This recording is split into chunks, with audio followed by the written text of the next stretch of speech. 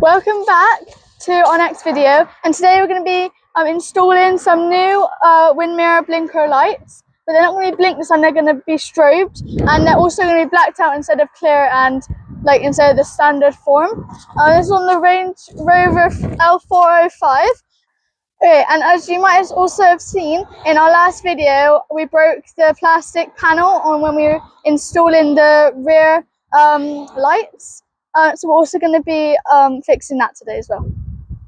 So we've ordered these parts of the Land Rover. So we've got this one first, and this is the LED turn signal light, which is on our wing mirror, the light indicator. We got this from Powerful, Powerful UK. And this is what it looks like. And this is an upgrade from our last one because the one we had before flashes and blinked, but this one is going to strobe from left to right. And also this is smoked, which is a type of black. And our last one was clear, so it matches with like the colours of the car more and stuff. So we'll install them. And then we got our part that we broke last video, and we got this from Brit Part.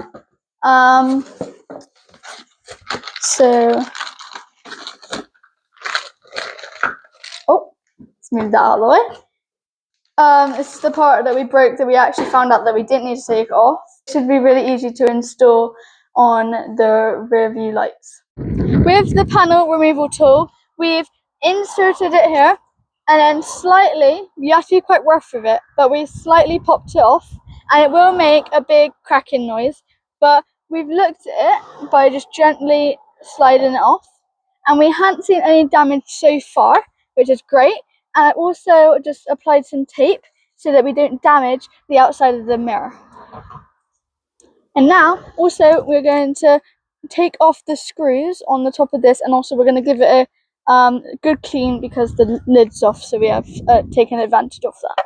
Now I'm just going to clean the outside of these, the inside of these bits, but every time you would remove a part of the car or change it, I would recommend cleaning it because it's very rare that you would get an opportunity to clean them, and usually they are very dirty.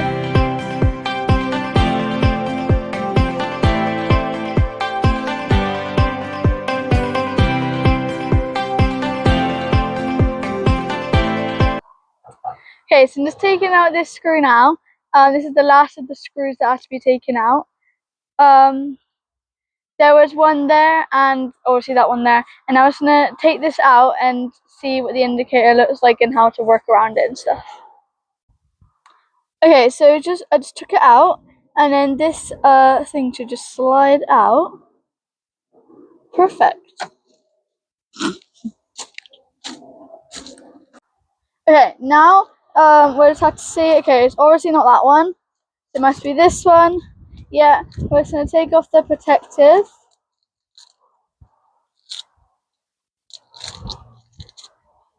Okay, then as you can see on the back, it should just be the same two screws, and the connector's the same. You have to just put the wire under, as you can see, and then I just like place the bottom bit in line, and now I'm just going to put the screws in, and then we should be almost done.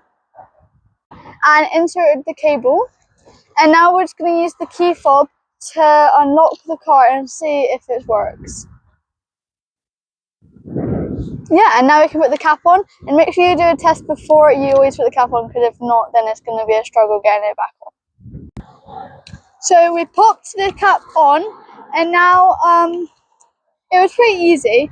Like, it just slid right on and it popped in place. We're going to just repeat this process on the other side now.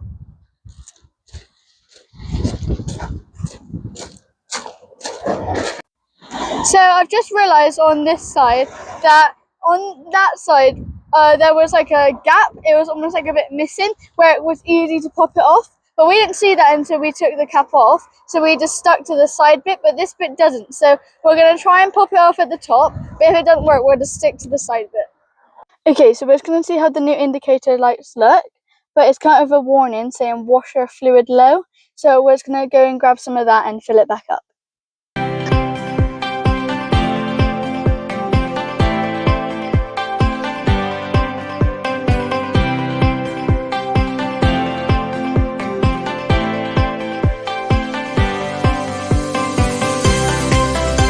If you wanted to know how to bring the wind mirrors in when you were driving, you can just press these two buttons here at the same time, and they both come in, and this would be very useful if you were driving down a lane or something. This is the plastic panel that we're going to be putting in this bit that we broke last time. So as you can see here, this should just like hook underneath this bit here, and this bit should just clip into here. And I thought at the start that this bit would be another clip, but really it's just where the tailgate just leans on it.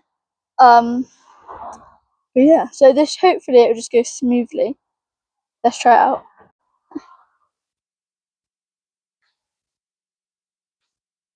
So basically I've just hooked it under, just like pushed up and under, and then just clipped it in, and it's clipped in perfectly fine. Yeah. Found this funnel, and this will come in handy later on, and it's also got a filter which will catch any debris or anything. And now we just got to find some screen wipes.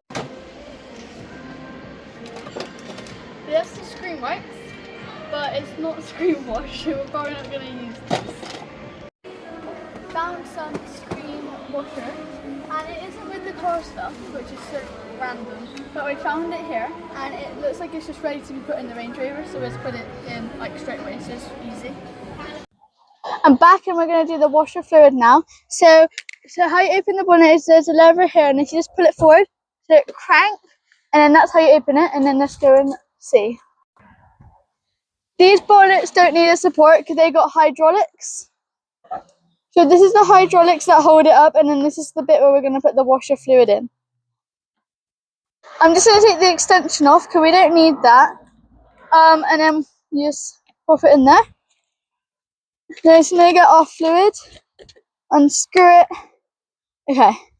Now what you do is make sure you're really careful.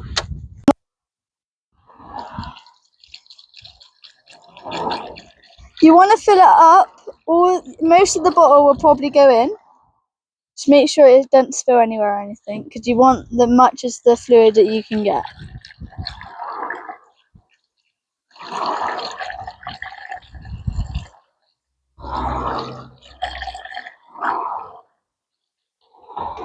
Okay. Okay, so I put the whole 5 litres in. And now, yeah, that should be good. We're going to see if the signal light's off. It should be. But that's just click in place. Then we can put the bonnet down.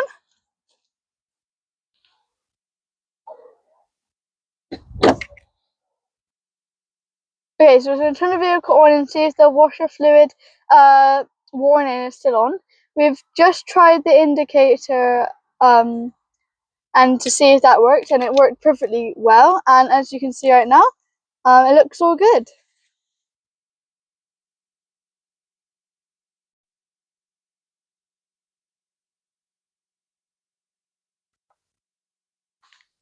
So we just finished the upgrades on the car, and now I've got my Biscoff chocolate brownie, and I hope you liked all the upgrades we did today, and the wind mirror lights, how they strobed instead of blinked.